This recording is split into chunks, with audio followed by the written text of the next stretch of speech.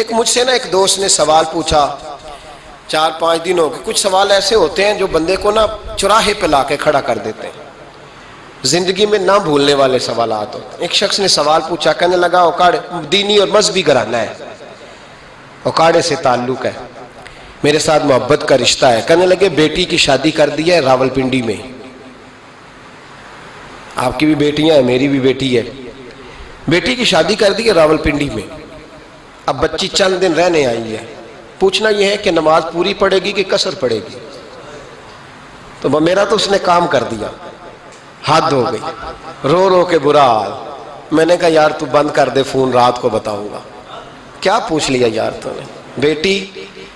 بیٹی مسافر نہیں ہوتی, بیٹی تو مہرانی ہوتی ہے باپ کے گھر کی.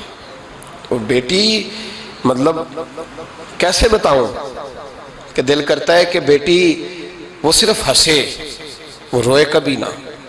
یہ دعا ہوتی ہے. تو نے اتنا بڑا سوال کیوں کیا؟ بہرحال علماء کو کچھ چیزوں کے جواب دینے پڑتے ہیں. میں نے کہا میں رات کو بتاؤں گا.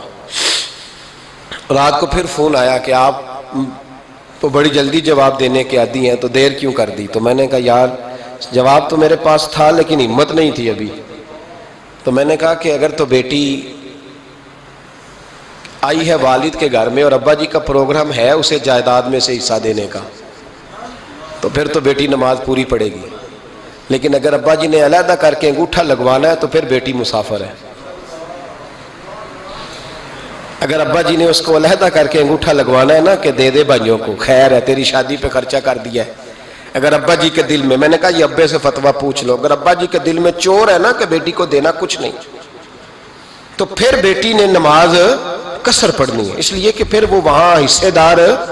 اس کی دلیل حضرت عثمان غنی رضی اللہ تعالیٰ عنہ حج کے لیے تشریف لے گئے تو لوگوں نے حضرت عثمان غنی سے کہا کہ نبی پاک بھی قصر نماز پڑھتے تھے, حضرت عمر بھی حج کے موقع پر قصر پڑھتے, حضرت ابوبکر بھی, آپ کیوں پوری پڑھتے؟ فرمایا ان کا مکے میں گھر کوئی نہیں تھا, میرے تو پورے کے پورے باغ ہیں, تو میں یہاں مسافر نہیں ہوں, میں یہاں مقیم ہوں. تو اگر تو بیٹی کا حصہ بھی ہے ابا جی کے گھر میں تو پھر وہ نماز پوری پڑے گی. لیکن اگر ابا جی نے اللہ تعالیٰ خیر فرمائے بیٹوں کے حق میں فیصلہ سنا دیا ہے اور انہوں نے بیٹی سے کہہ دیا ہے کہ چھوڑ, جو بیٹیاں حصہ لیتی ہیں ان کے بھائی نہیں ملتے تو نہ ملے بھائی, کوئی عرض نہیں. ضروری ہے ظالم بھائیوں سے رابطہ رکھنا جو کھا جائے بہنوں کا حصہ.